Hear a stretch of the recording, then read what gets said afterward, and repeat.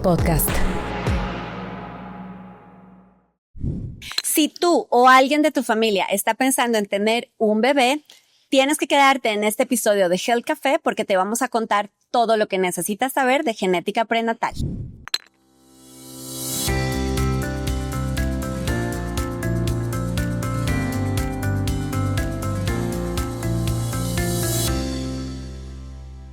Hola a todos y bienvenidos a un nuevo episodio de Health Café. Y hoy además estrenamos staff de especialistas con la doctora Ana Ceci. Bienvenida, Ana Ceci. Muchas gracias por la invitación, Juana. Estoy feliz de estar aquí en Health Café una vez más. Una vez más, y yo feliz de tenerte en este episodio y hablando de algo que sé que es tu especialidad, que es la genética perinatal. ¿Qué es? Bueno, primero, la rama de la genética, pues vemos todo lo que tiene que ver con genética y herencia, desde síndromes, malformaciones, cáncer, enfermedades neurodegenerativas y demás. Y ya la parte perinatal es más la parte desde la planeación de embarazo, seguimiento del embarazo, o sea, los ultrasonidos, ver si hay alguna malformación, pruebas genéticas, hasta el nacimiento de bebé y la revisión de bebé igual al nacimiento.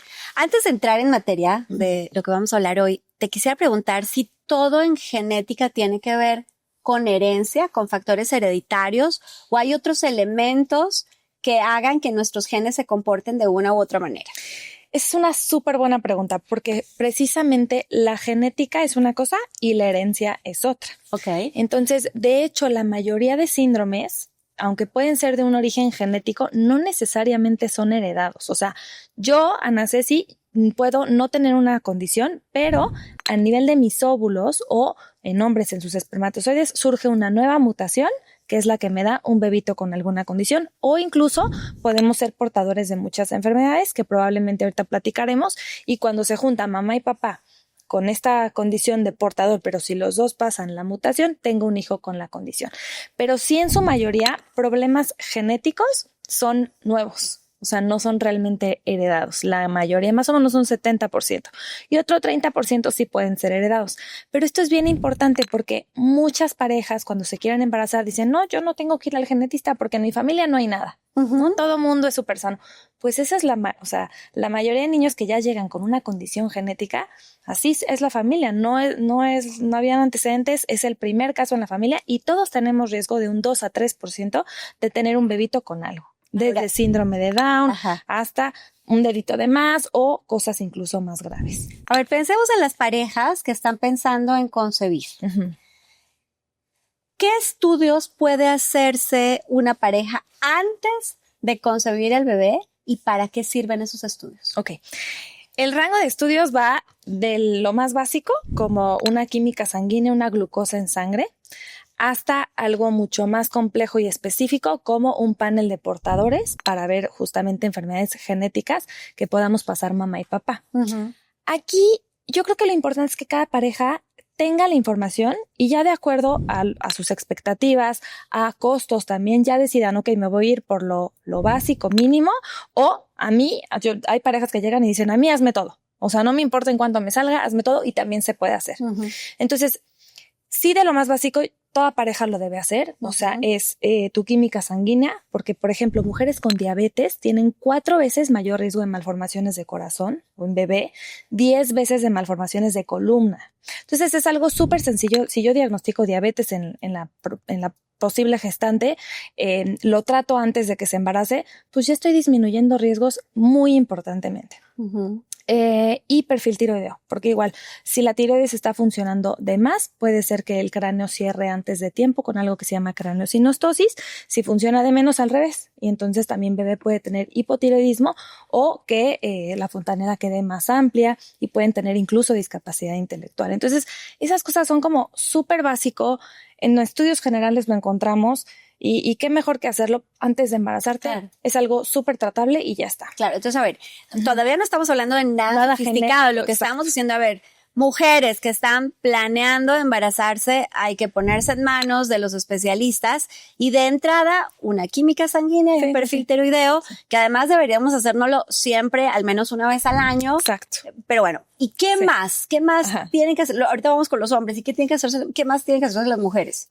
Bueno, de ahí podemos también ver temas de fertilidad, por ejemplo, con hormona antimuleriana para saber, oye, ¿tenemos prisa para que logres un embarazo? O hay tiempo, todo tranquilo. Y ya nos podemos ir a estudios más específicos que aplican a hombre y a mujer, y ya son los estudios genéticos. Entonces, nosotros de todos nuestros genes tenemos 2 copias, uno de mamá y uno de papá. De estas copias, yo puedo tener una mutación en uno de los 2, pero ahí no va a pasar nada porque el otro me hace la función. Esta herencia se llama recesiva. Entonces, ¿qué pasa si tanto papá como mamá son portadores de lo mismo? Si ambos pasan la mutación, tengo un hijo con la enfermedad. Entonces, estos paneles luego les llaman de compatibilidad, y justo hay paneles desde 100 genes hasta 3000. Todos somos portadores de diferentes cosas. Tenemos más de 20,000 genes, entonces la probabilidad de que tú y tu pareja sean portadores de lo mismo, si no son familiares, primos o algo así, es baja, es del 1 al 2%, pero existe. Claro, y es que me encanta porque normalmente hablamos de la química de la pareja, de la compatibilidad de caracteres, pero normalmente, y ojo todos los que nos están viendo, rara vez hablamos de la compatibilidad genética, y miren qué importante y qué impacto va a tener esa compatibilidad genética en la salud del futuro bebé. Los hombres, además de esos estudios genéticos, ¿algunos otros estudios que tú sugieres que deben hacerse? Claro, sí, también tenemos que evaluar toda la salud integral del hombre. O sea, por ejemplo, también si tenemos hipercolesterolemia, hipertrigliceridemia, me puede afectar la calidad del esperma. Y también una espermatobioscopía o seminograma, que es en donde vemos precisamente los espermatozoides y ver que ahí todo esté bien. Porque es bien importante. Luego, como que todo lo que tiene que ver con el embarazo son cosas que las mujeres tenemos que hacer, pero pues esto es de 2, a menos que sea una inseminación, que ya hablaremos en otro episodio sobre el tema. Esto es de 2 y los hombres también se tienen que ocupar y se tienen que checar. Ahora, Ana Ceci, si ya estamos hablando de una mujer embarazada, ¿aún está a tiempo de hacerse algún tipo de estudios genéticos? ¿Ya no? ¿Cuáles son los controles? Claro que sí, también. Nada más para terminar el tema anterior, también en hombre y en mujer podemos checar deficiencias vitamínicas para ver si hay que suplementar de más algún nutrimento. Y de los portadores, tenemos tasas de portadores tan altas como 1 en 20. 1 en 30, por ejemplo, de fibrosis quísticas en ciertos grupos. Entonces, no es tan poco frecuente. O sea, si tú tomas 2 salones de los que íbamos en la escuela con 30 personas, una de esas personas va a ser portadora de fibrosis quísticas y se junta con el grupo B, y también unos portadores se juntan y podemos tener un hijito con alguna condición. O sea, sí son más frecuentes de lo que nos imaginamos. ¿Y cuáles son justo esas condiciones más frecuentes que encuentras en el análisis de compatibilidad genética de las parejas? Fibrosis quística es de las más comunes, problemas en la hemoglobina, que les llamamos hemoglobinopatías, X frágil, que es la condición más común genética que causa autismo y discapacidad intelectual, y distrofias musculares. Esas también son bastante frecuentes y son enfermedades catastróficas, realmente, que sí vale la pena hacer el tamizaje antes de embarazarnos. A veces puede sonar como una gran inversión, y sí, no son estudios baratos, pero si tú piensas en un día de terapia intensiva de ese bebé, es súper costo efectivo. Entonces, regreso a lo mismo, que las parejas se informen y ya cada quien decide, ¿sabes qué? Yo me la aviento.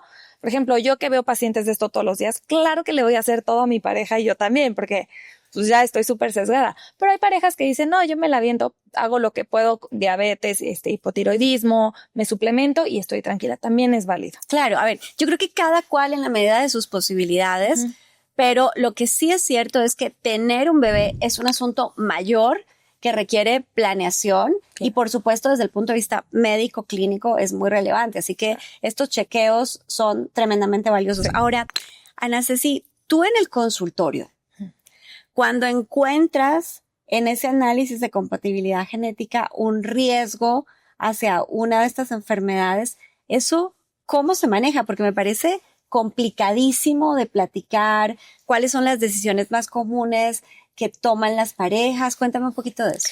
Sí, a ver, sí es un tema complicado. Afortunadamente, aún siendo los 2 portadores, el riesgo nunca es del 100%. Entonces, hay posibilidades reproductivas, ¿no? Desde irnos a un donante o sea, si el hombre es el que es, bueno, si ambos son portadores, podemos irnos por un donante de semen o de óvulo. Cualquiera, La otra es hacer in vitro. En in vitro elegimos los embriones sanos, o sea, hacemos un diagnóstico genético en los embriones en 5º día y de ahí ya se eligen los embriones que vienen bien. Y la tercera opción, que la verdad es que nadie escoge, es embarazarse solitos, hacer diagnóstico ya en el embarazo, en primer trimestre, y si bebé trae la condición, pues pueden proceder a interrupción. En algunos casos ya hay tratamiento. Por ejemplo, para hiperplasia suprarrenal congénita ya hay tratamiento in útero.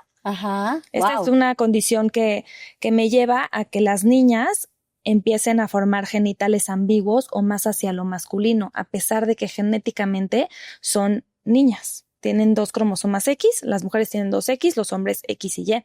Si esto afecta a una niña, pues empiezan a virilizar. ¿Y qué hacemos en el útero? Tratamiento hormonal y bloqueamos y entonces pues pueden nacer perfectas. Si no se trata, nacen ya con genitales ambiguos y bueno, es un tema el tratamiento muy complejo, quirúrgico y demás. Entonces, sí hay opciones, pero son pocas las condiciones que tienen un tratamiento intrauterino. Ahora, Naceci, la gente dice con frecuencia que estas cosas antes no ocurrían, que no pasaban, que es ahora, que es resultado de nuestro estilo de vida, del estrés, de tal. ¿Tú qué opinas? Yo creo que, a ver, el estilo de vida, el estrés, la contaminación y demás, yo creo que sí está aumentando la tasa de mutación. Que si yo muto muchas veces en mi vida, pues eso me puede llevar a un cáncer. Si yo muto a nivel de mis óvulos o de mis espermatozoides, me puede dar bebitos con ciertas condiciones. Si bien en la literatura no parece haber un incremento real. Entonces, habrá que ver. Yo creo que más bien eran cosas que antes no se hablaban, no se diagnosticaban. Porque no había herramientas para No había herramientas, exacto. Muchísimos niños le falta oxígeno al nacer y nada más les decían eso, ¿no? Cuando realmente es un problema del instructivo, de los genes y de cuando se formó ese embrión. Pero cuando los doctores no sabían, pues era muy sencillo. No, le falta oxígeno y ya. Y y nadie los estudió. Tuve un paciente recientemente de 24 años que nunca estudiaron, que era hipoxia perinatal. Su hermano quiere tener hijos, entonces me dice, no, yo sí quiero estudiarlo a él porque, pues descartar, ¿no? Descartar que es algo de genética. Pues sí nos salió una de lesión y una duplicación, o sea, tenía material genético de más en ciertas regiones y de menos en otras.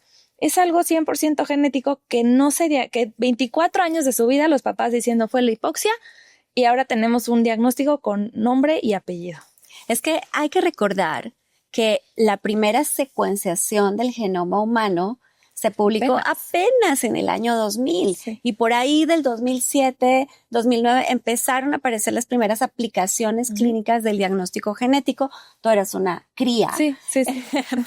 Pero entonces decir los médicos no sabían es que ni siquiera la genética hacía parte de los programas de formación. Creo que en medicina general apenas creo que les da una clase, no sé. Es realmente nuevo y muy interesante este campo de diagnóstico, pero creo que vas a coincidir conmigo, Ana Ceci, genera grandes esperanzas para enfermedades que antes pues ni eran tratadas ni diagnosticadas, que eran catalogadas todas como discapacidad y que hoy tienen alternativas. Completamente.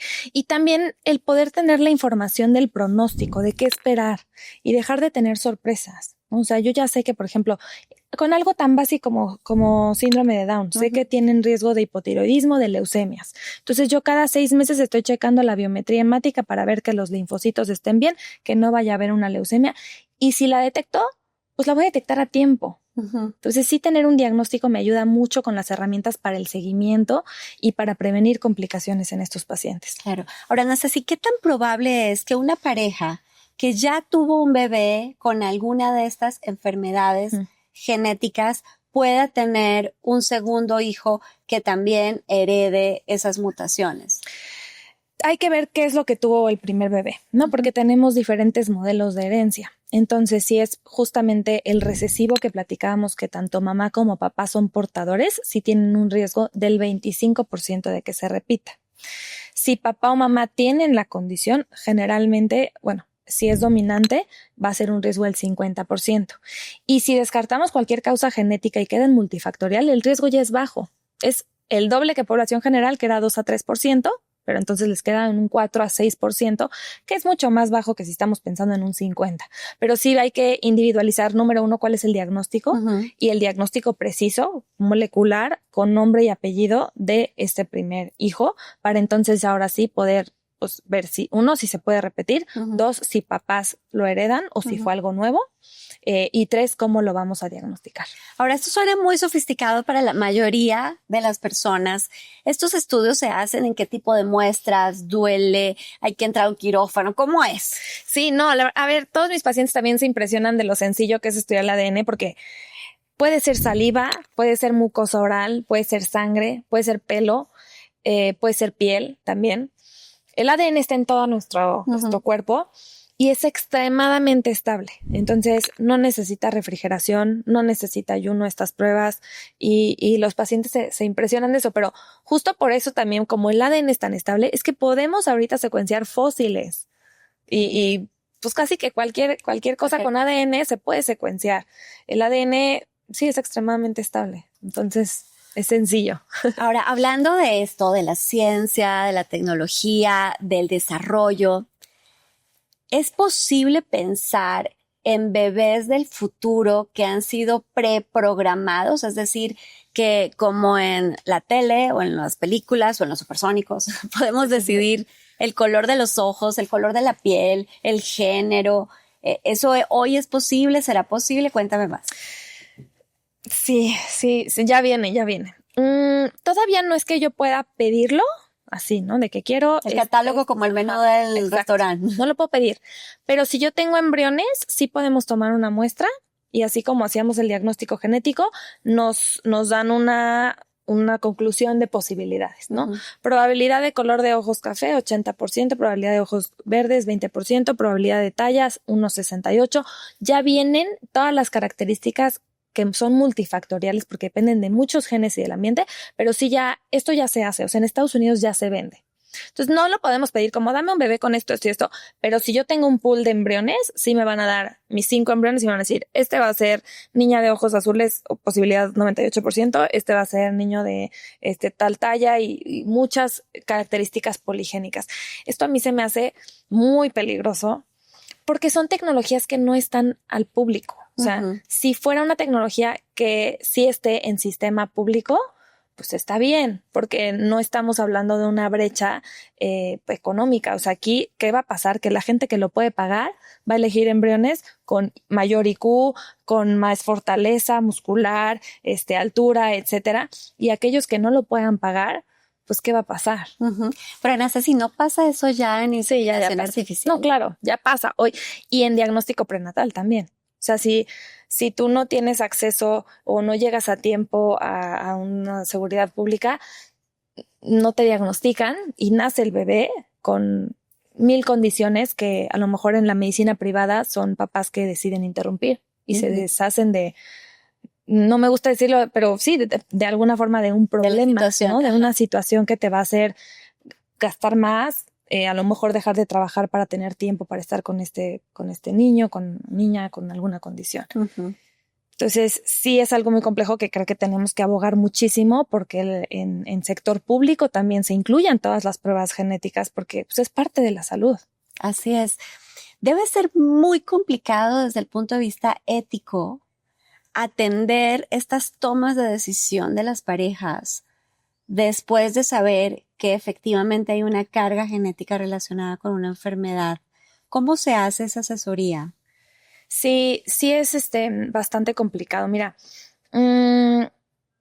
son cosas que uno no puede controlar. Entonces, a mí sí me ayuda mucho cuando los pacientes tienen algún poder superior. Porque... ¿A qué te refieres? O sea, a que ellos crean en Dios, en el universo, en quien ellos quieran, porque nuevamente son cosas que no podemos controlar. La naturaleza se equivoca y aunque yo sea portadora, pues eso no fue mi culpa. O si yo tuve una nueva mutación en mi óvulo, pues no fue mi culpa. Pero ahí también regreso a la importancia de planear el embarazo, porque si yo planeo mi embarazo, sé que me suplementé, que no tomé alcohol, que no me drogué y me pasa algo con mi bebé, pues yo sé que yo hice lo que estaba en mis manos para controlar hasta donde yo pude controlar, pero siempre va a haber un riesgo. Aprovechando que tocas que pueden afectar la salud del bebé. ¿Cuáles son las cosas que definitivamente no debe hacer una pareja que se quiere embarazar? Incluso para las mujeres, ¿cuál es el tipo de papá que con ciertas conductas no deberíamos elegir porque va a tener un impacto sobre la salud? Y luego, ¿cuáles son esas cosas que definitivamente las mamás no pueden hacer? Bueno, sin duda, drogas en general. El alcohol es un mutágeno conocido. Explícanos qué es un mutágeno conocido. Mutágeno es algo que te lleva pues, a mutaciones. O sea, nuestros genes son que va a modificar tus genes. Son las instrucciones para formar nuestras manos, nuestros ojos, nuestro corazón. Si llega una mutación, esa instrucción ya no se puede leer. Entonces, si era la instrucción que traía para el corazón, pues tengo una malformación en el corazón. Entonces, y si yo acumulo, ya así cuando nosotros estamos viviendo normalmente, si acumulo muchas mutaciones, se puede dar un cáncer. Entonces, apliquen los dos en los dos sentidos. Tenemos que ver la lista de cancerígenos de la OMS, en donde está el alcohol, el tabaco, la carne roja, el sol. Entonces, todas estas cosas son pues, cosas que tenemos que evitar antes de un embarazo, porque yo no quiero que me muten a nivel del óvulo y del espermatozoide, que es lo que me va a dar a bebé. Así que miren, una razón más para elegir mejor. Elegir bien a sus parejas. Hablando de nuevo de los bebés del futuro, Ana Ceci.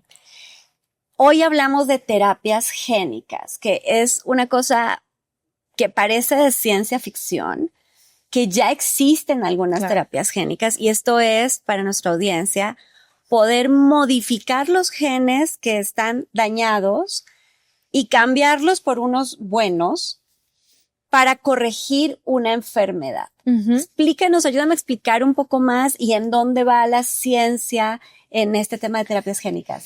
Ya existen varios tratamientos precisamente de terapia génica, que lo que busca hacer es que está la instrucción. A mí me gusta decir que es como un recetario. Entonces en la receta te dicen los ingredientes y tenemos ahí también como que la instrucción para cada uno de los ingredientes. Si yo tengo una mutación, digamos, yo voy a hacer un pastel y tengo una mutación en el huevo ya está podrido todo el tiempo, ¿no? Entonces lo que hace CRISPR es llegar y en esa parte de la instrucción llega y digamos que dice ovo. Entonces va a meter la U, va a meter la H, la U, va a quitar el O para que diga huevo. Y entonces ahora sí ya puede la célula leer y dice, necesito huevo, y empieza a hacerlo, ¿no? Bien. Lo que la doctora Ana Ceci quiso decir. Les voy a explicar. Lo que pasa es que, claro, esta lectura genética se hace con letras y en realidad se trata de ir con estas tijeras de CRISPR a cortar ese micro pedacito de una cadena genética donde que está mal, que tiene un fallo, que tiene un error, y corregirlo. Exacto. Y como decías tú, ya existe esta terapia para algunas enfermedades, entre ellas enfermedades génicas como la atrofia fosfato deshidrogenasa. Como la atrofia muscular espinal, por ejemplo, que también. A mí me tiene maravillada, o sea, un bebé ya nacido, identificado con la enfermedad, si se puede tratar con terapia génica en los primeros meses. Entonces, realmente, bueno, no se dice cura, pero hay casos espectaculares de parar la enfermedad, recuperar, en el caso de la atrofia muscular espinal, el tono muscular en los niños y literalmente salvarles la vida. Sí. Y sabes que también para enfermedades metabólicas es un parteaguas. A ver, cuéntame de enfermedades metabólicas. En una enfermedad metabólica tenemos unas cosas que se llaman enzimas que metabolizan ciertos compuestos. Entonces, si esta enzima no funciona, pues empieza a acumular un compuesto que puede ser tóxico. Si yo modifico la instrucción genética y ya tengo la instrucción para ahora sí hacer esta enzima, pues empieza a hacer, se corrige por completo y ya se empieza a metabolizar el sustrato que se estaba volviendo tóxico en el cuerpo de bebé, ¿no? Entonces, estas enfermedades, si el sustrato se va acumulando, me puede llevar a discapacidad intelectual que ya no es reversible. Si yo lo trato desde que nace, pues ya no me hace falta la enzima y entonces no voy a llegar a estas complicaciones. Y aquí habría que decir que muchas de las discapacidades que vemos en los niños, de retrasos en el desarrollo, pueden tener que ver con una enfermedad genética y entonces mamá y papá hay que alertarse, buscar las alternativas. Algunas pruebas están disponibles en el sector público, en otras organizaciones como Teletón, en fin. Y aunque, porque lo he vivido con pacientes, aunque a veces esa enfermedad genética no tiene una cura, a veces incluso no tiene un tratamiento, para la familia es muy importante ponerle nombre y apellido a eso que padece el bebé. Tú, desde tu consultorio como genetista, ¿cómo lo has vivido, Ana Ceci? Completamente. Estas son familias que llevan años en una odisea diagnóstica, como es lo común en las enfermedades raras, hasta 7 años es lo del promedio que se tardan en un diagnóstico. Y efectivamente, el simplemente ya tener un nombre y apellido de qué es lo que tiene mi bebé, porque cada día sale algo nuevo, ya da una paz impresionante. Y el hecho de ya tener un diagnóstico también, lo mismo, me va a dar información del pronóstico, de qué puedo esperar, de qué puedo hacer, si puedo mejorar, qué puedo hacer, existe tratamiento, no existe tratamiento, existen grupos de familias, ¿no? Que se juntan con el mismo diagnóstico y se vuelve toda una red de soporte que sí, mucha gente a mí me dice, pero es que ¿cómo estudiaste genética y que pues no tienes tratamiento? Pero no saben el impacto que tienen esas familias. Totalmente, hace una diferencia muy importante. Ahora, Ana Ceci, tú estudiaste medicina en la Universidad Autónoma de Guadalajara, luego te hiciste especialista en genética perinatal en el Instituto Nacional de Perinatología y eres muy joven. ¿Cómo te imaginas la práctica de la genética en 10 o 20 años más? ¿Qué crees que vas a poder hacer desde tu consultorio por tus pacientes? A ver, desde que yo entré a genética, que fue en 2018, ahorita ha cambiado impresionantemente. O sea, la accesibilidad a los estudios genéticos, al exoma, al genoma, han disminuido costos en estos que han pasado 7 años, impresionantemente. El análisis bioinformático también ha sido mejor, que esto significa que ya tenemos más diagnósticos. Entonces, en 10 años, bueno, a nosotros nos toca actualizarnos, pues tú lo sabes, todo el tiempo, porque hay nuevos tratamientos. Cada paciente que llega con un diagnóstico, a mí me toca meterme a ClinVar, que es en donde están, bueno, ClinVar y se me fue ahorita el nombre en donde están todos los clinical trials. Entonces ahí están tratamientos emergentes y están reclutando pacientes con ciertos diagnósticos para ver si inician cierto tratamiento y ver si funciona o no funciona. En 10 años vamos a tener muchísimas terapias génicas ya. Yo lo que quiero es que sean accesibles porque son terapias millonarias. Sí. Pues bueno, en realidad la ciencia tiene ese reto, ¿no? Que al comienzo estos nuevos tratamientos pueden ser accesibles solamente a una parte muy pequeña de la población y que en la medida en que se masifican y que también aparecen otras alternativas, entonces tenemos un mejor acceso. Ana Ceci, agradeciéndote mucho y además dándote la bienvenida al staff de especialistas de Health Café, así que ya hablaremos de otros temas relacionados con genética. ¿Cuál sería tu mensaje para cerrar a las parejas que están pensando en tener un bebé? Que por favor, planeen su embarazo. No se tienen que hacer pruebas súper sofisticadas, o sea, lo que platicábamos en un inicio, desde un chequeo general va a ser suficiente. La suplementación también 3 meses antes del embarazo, tanto hombre como mujer, es lo ideal. Si pueden, por favor, visiten a su genetista antes de embarazarse, también para que platiquen qué estudios queremos hacer, hasta dónde vamos a hacerlos, también que sepan qué estudios podemos hacer una vez que mujer ya está embarazada. Y sí, su genetista y su ginecólogo, por favor, planeen sus embarazos. Claro que sí. Y ya saben, en la cajita del episodio, en la plataforma que nos vean, en Spotify o en YouTube o en Apple Podcast, donde les guste ver Health Café, ahí le vamos a dejar también los datos de la doctora Ana Ceci para que la consulten si están pensando en tener un bebé. Claro. Recuerden que nos vemos. Gracias, Ana Ceci. No, gracias a ustedes por la invitación. Y usted recuerde que nos vemos todos los lunes aquí en Health Café para hablar de los temas de salud sin filtros. Esta es una producción de Excelsior Podcast. Derechos reservados. México 2025.